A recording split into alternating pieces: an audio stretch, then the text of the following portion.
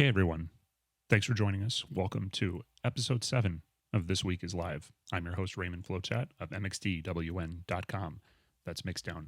Thanks for joining us again. Going to have a little bit quicker of a show than we might normally do. Been a pretty chaotic week. Lots of stuff going on and some things we want to cover.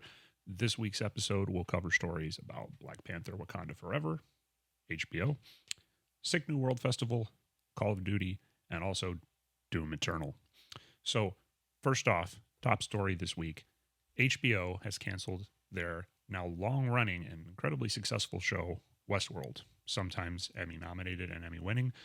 Very, very popular and much discussed, but ultimately, unceremoniously, the plug was pulled this week. Not much in the way of a public announcement has been made detailing exact reasoning, but insiders at various outlets, The Hollywood Reporter and Deadline, are indicating that apparently after the merger of HBO with Discovery, the price tag of Westworld was thought to be a big part of the problem. It was an incredibly expensive show to make, and the ratings for the show the last couple of seasons haven't been as good as what the first couple of seasons did. For those that aren't familiar, Westworld is an incredibly complicated show that takes place in a somewhat fictional world, basically like ours, where synthetic and completely self-aware androids are a part of a theme park where people can go and do all manner of horrible things to them, and they're reprogrammed and repurposed. And of course, eventually, these cybernetic beings is essentially determined that they don't want to be slaves anymore, and they start to operate on their own and want to be free and enjoy the world the same way the rest of us do. The further that the story got, the more steeped in sci-fi elements it went, whereas in the very beginning it seemed a little bit more like an Old West kind of theme park. But the further that it went, the more futuristic the story has become, the more elaborate the story that they were telling has become. And ultimately, sadly, the fourth season ended on an incredibly undetermined note. It's not exactly sure what was going to happen to the characters, to the fate of humanity. And ultimately now, given the circumstances and the fact that HBO doesn't seem to have the stomach for what's involved anymore, no one's ever really going to get to know what happened in the story from here. The show starred Jeffrey Wright, Evan Rachel Wood, Ed Harris, Tessa Thompson, Thandie Newton, Aaron Paul, and literally dozens of others. If you're a fan of complicated things, Westworld was one of the best shows on television. Now, in other news in the world of music, a new festival has been announced, much like When We Were Young festival that recently just happened, the Pop Punk Festival in Las Vegas. This is also taking place in Las Vegas, but this festival is called Sick New World. Kind of an interesting statement in the moment, the times, perhaps the exit of the pandemic. The lineup is ridiculous if you're fans of certain forms of music. Now, if you were ever a fan of nu metal, heavy metal, industrial rock, and even to some extent electronic rock and pop punk, this lineup is ridiculous. Starting from the top, I won't name every single band, but playing this festival somehow all in one day are System of a Down, Korn, Deftones, Incubus, Evanescence, Turnstile, the Sisters of Mercy for the first time in over 14 years, Death Grips, we'll see if they show up, Flyleaf, finally reuniting with original singer Lacey Sturm, Mr. Bungle, who we've always loved here at Mixdown, Placebo, Ministry, She Wants Revenge, 100 Gex, Skinny Puppy, The Reunited Coal Chamber, KMFDM, Killing Joke, Spirit Box, Kitty, Soulfly, Seven Dust, Health, Horror, HO9909, in case you're unfamiliar, Filter, Lacuna Coil, The Melvins, Failure, Stabbing Westward, Cold, Cradle of Filth, way down the bill, which is really surprising, Body Count, The Birthday Massacre, Orgy, Monster Magnet, and even old-time industrial favorites of Mixdown, My Life with a Thrill Kill Cult. All this action takes place May 13th, 2023 at the Las Vegas Fairgrounds. Somehow, again, impossibly, all in one day. In other news in the world of film, Black Panther, Wakanda Forever finally comes out this Friday. Now, this movie has been in a veil of secrecy almost since the first moments it was being shot, because, of course, in early 2020, Chadwick Boseman, the breakout superstar of the first Black Panther film, tragically passed away to a very private fight with cancer. No one really even knew that he was going to not be able to make it, or that he was sick, or that he wasn't even doing well. As Ryan Coogler, the director, has recently revealed, he had gotten as far as actually having a whole script written, thinking that Chadwick Boseman would still be alive to play T'Challa. And Chadwick, basically refused to read it, said let Marvel read it first. And then just a few days later, he had tragically passed away. So everything about this story was teared down from the first moments that it was basically being done to be completely repurposed away from whatever it was, which we don't know, that initially was expected to be. Marvel wisely came to the conclusion that they should not recast T'Challa in the role of Black Panther, and that the story of Wakanda and the fictional African nation should continue on, and what they were going to do with it, nobody really knew. And the further you went, obviously, the more obvious it became that some manner of a female character in the story would become the Black Panther mantle that has become so famous these last few years since the first film came out. Now, this particular movie is projected to make, at this point, this is, of course, just estimates from pundits, this isn't any kind of hard data, probably in the neighborhood of 175 million in its first 3 days in the box office. Now, if you're keeping score, that's just a smidge less than the 202 million over the first 3 days that the first Black Panther film did. But of course, at that time, nobody really thought that the first Black Panther film was going to do as incredibly well as it did anyways. So projections be damned, we'll see what happens. I recently, just this week, got to go to a press screening of the film. I reviewed the film for our movie site. If you're looking to see what it was like without, experiencing any spoilers, please read our review on the site. But ultimately, it's great. There's no denying it. It's a really great film, but it's a big film. If there are going to be criticisms levied against this movie, it's that it's a bit overwrought and it's trying to do a ton of things all at once. Still, wonderful movie. I would say probably Ryan Coogler was aiming for something in the realm of what James Cameron would do with a movie like this. That's about the tempo and speed that it feels like. Black Panther or Wakanda Forever comes out Friday. Actually, technically, depending on your time zone, Thursday at midnight this week. In the world of games, I have a couple stories for you today. The first of which being a big melodrama that spilled out into public view over the Doom Eternal, specifically official soundtrack. Now, Doom Eternal came out just about the point that the pandemic was starting in 2020. And like all Doom games, it is, a veritable shoot 'em up fest of explosions and demons and monsters. I believe that the words I used when I saw it at E3 that year were a freight train of violence and shooting. So it was a great Doom game, as all Doom games are. They're pretty monochromatic. You run around and you kill demons, and there's tons of violence and shooting and explosions and everything. But apparently there was a very big melodrama behind the scenes in the making of the game between the game's composer, at least as the point of that they were making the game, Mick Gordon, and the director, Marty Stratton. Now, we're not going to get into the frivolities of exactly what went wrong because we weren't there. We don't exactly know who was right, what happened, exactly what side of the tale is true. But what is known is that after the director, Marty Stratton, indicated some degree of regret of the way the soundtrack turned out, just this past week, Mick Gordon issued a giant statement on Medium, essentially decrying almost everything about his experience working on the game and working with Marty Stratton. He alleged all manner of things that were problematic under the hood of what it took to make the game. Now, for those of you that are unfamiliar with the world of video game development, these things cost a fortune. They take years and years to make. There's an elaborate production cycle. There's a whole bunch of people that have to be able to work together and find a way to be comfortable with each other and find a way to be able to communicate and, who has the right to make a decision and what is enough time. I mean, the fear of crunch culture is a big thing in the world of games. They're big, expensive things. They cost a lot of money to make. It takes a lot of people to make them, and it takes a lot of man hours to make them. But Mick Gordon has alleged that numerous things that, you should read his full statement to see his account of it, where basically he's alleging he didn't have enough time to make the amount of music that was requested, that he was alleged he wasn't treated fairly, that it was abusive behavior that he went through, and then also that he wasn't paid on time for the work that he was done, and that he claims, finish everything that he was supposed to in time for the release of the project, but then he had no idea what did and didn't get used, and he claims that things that he handed in that weren't finished were re-edited or included in the soundtrack that were done in a way that looked and sounded broken. You should read his full statement on Medium, judge for yourself. Obviously, this is the kind of thing, if there's clapback in the press, in the public eye, this loudly, it's probably going to go on for quite a while, and who knows what manner of lawsuits, other things could follow if people are continuing to get more and more upset with each other. Lastly, also in the world of games, Call of Duty Modern Warfare 2. For those of you that aren't super into the world of games, there's been many, many, many Call of Duty games, Call of Duty Black Ops and Call of Duty Modern Warfare. And this most recent one was the most successful launch in the franchise history. And no kidding.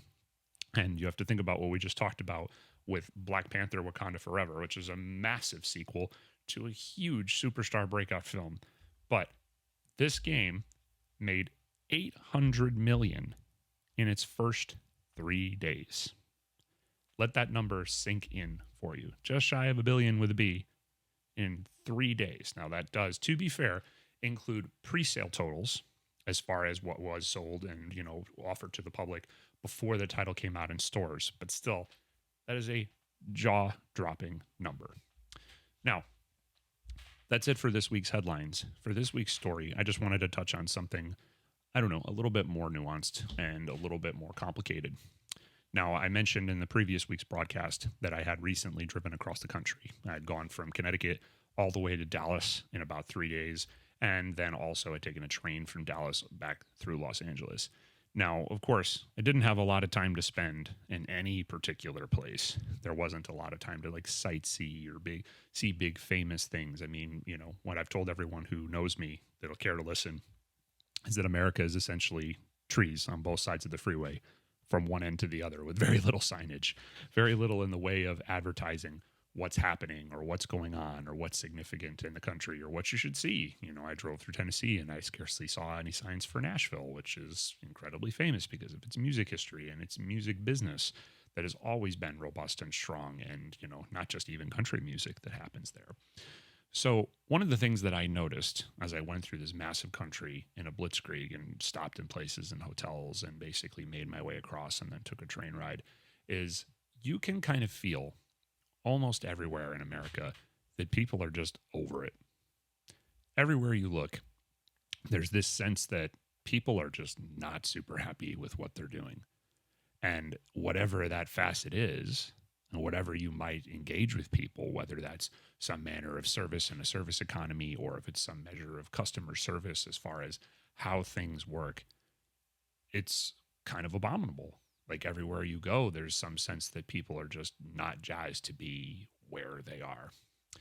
Now, I won't pretend to be any form of anthropologist. I won't try to act like I have the answer or the reasoning that I can really crystal ball what's in everybody's head or what they should or shouldn't be doing. But what was painfully evident to me is that everything that we've all gone through, everything that's been happening these last few years and how we were all stuck inside and the pain and the terror and the death of people passing away from the COVID-19 pandemic, you can sense, and then I guess butt it up against the current state of the economy, people not necessarily wanting to work, but then people who are working feel overworked and overstressed. Families feel overworked and overstressed. Ultimately, you get a sense that people are just at a point where it's all been way too much for them. Everybody feels burnt to a cinder, burnt to a crisp. Everything feels a little bit too tough to stomach. And everything and every person you interact with, there is this pervasive sense that they'd rather be doing something else, that, who knows, maybe their job isn't good enough for them or pay them enough or basically set them up in a situation where they feel comfortable. And who can blame them, right? It's hard to get by in America right now. It's hard to be able to afford what the world is and what it takes. And I mean, never mind the fact, if you're trying to basically go up to a bigger station, buy a house, have more things, have more comfort, work less. I mean, none of that is as easy as it should be right now. And I can't say that I blame them if you really factor in that kind of situation. But then what does America as an experience come when you're going through that and everyone seems to not give a shit about what they're doing or what they're basically working on or, how they interface with you? It was super, super seldom in my entire transit across the country that anybody I spoke to seemed even remotely polite or nice what they were going with. Now, once again, I didn't take no census and I was only stopping in certain cities and moving through. But all of this got me thinking today as I was going through an immensely complicated day of my own. essentially having one challenge or problem after another. And this is after weeks on end of challenges and problems. And then this is after months on end of challenges and problems. And I mean, you just get to the point where you're fed up. For me, in my particular story, I was very, very, very lucky and that I had two, not at the same time, but I had two people who were basically what I would call a mentor to me. And it was a very important relationship with both of them. The first one was named, we're not going to name them, but we'll just call the first one C. And then the second one was named K. And K was definitely the more profound one. It became a part of my college experience, and it was someone who taught me at my university when I went through school.